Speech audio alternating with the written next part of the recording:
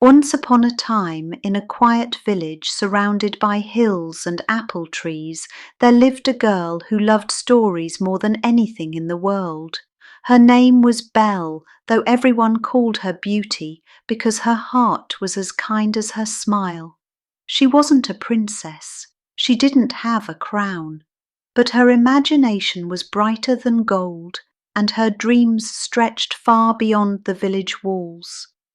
This is the story of how she found something no one else dared to see, not just a mysterious castle hidden deep in the woods, but a heart is gentle, hidden, and waiting to be loved.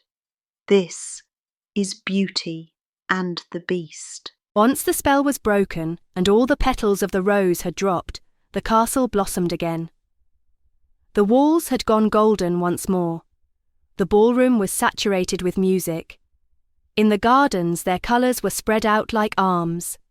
She had no longer a beast, but one who was a prince again, with soft, gentle eyes and happy, gentle hands that remembered. And Beauty, Belle, stayed. There was no magic in it, no mystery. Only she loved the man beneath the fur, the voice beneath the growl. They laughed, they learned, they read by the hearth-fire, they took walks in gardens of kindling flowers. However, magic never goes away. It never goes without a trace. One day it whispered once more. No title book. Belle was cleaning the library, the best place in the castle, when she discovered it. An old-fashioned book that was buried amidst the dusty books of magic and poems. It was a soft thing of velvet blue, and there was no title on the cover either. Only a dim, radiant mark, a rose within a circle. Very cautiously she opened it. Out came a drying petal. On the front page in curling gold was written, "The last flower can only be opened when the past can be healed." Belle blinked. She believed that the past was cured. The malediction was neutralized. Happiness once more came back to the castle. But she opened the next page and found a map sketched in silver ink. It depicted the castle, not the portions that everybody was acquainted with. This was not so. A round staircase, an abandoned corridor, a secret closet, low down under the east wing. She went with the book directly to the prince. The obscure memory. So stood Ben, and his real name, and stared at the map.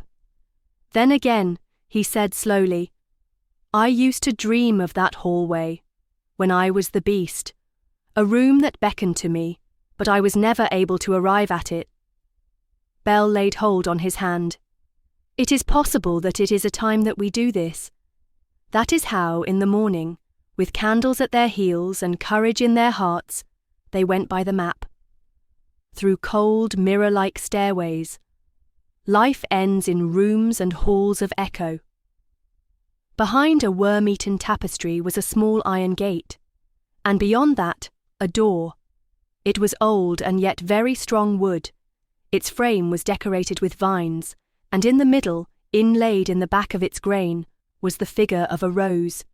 It beat very lightly beneath their hands. Ben extended his hand to open it, but Belle prevented him. "In union," she uttered, and thus they opened side by side. The forgotten door. The interior was circular, the walls being of transparent crystal shimmering in the candlelight. It was not cold, it was like waiting. There in the middle of the room stood a stone pedestal, and there grew in it one white rose. A crystal is not made, not illusion, real, and absolutely motionless. A small mirror floated above the rose, but this was not the magic mirror that Belle had used. Boringly, with the edges chipped, cloudy but softly radiating. Ben moved forward. The mirror changed, and made not his face visible. Him as a child, all alone in the castle halls. And it was later. The instant curse came. The beast, angry, confused, afraid, and at last him, a man once more, another, uncertain. Belle went up to him and held his hand. Ben in the mirror looked up in the beast form and smiled. The message of the rose. The rose grew dimly. The air was shimmering. The message was felt, although no voice was heard. This was the tragedy in the curse. That was not evil. It was pain without healing. In order to be free, you should not just forgive others. Forgive yourselves, though. Ben saluted. I was so long angry with what I had become, and I believed that by only being nice now the non-life of the past would be erased. Belle put her head on his shoulder. It does not fade away. However, it can be cured. He gazed at her. You will assist me to do so? She is already, she said. Back on the rose they turned. Ben patted it with his hand, and Belle had laid her upon him. The rose was golden without being resplendent, without being flashy, yet warm, steady. It spread forth like a flower. Its petals flared for an instant, then went floating up on high like sparks, and very softly went away. Hallways light in the hallways. Since then, the castle has not changed much drastically. The curses were already abrogated. Already the servant is set free. But the air was less vigorous.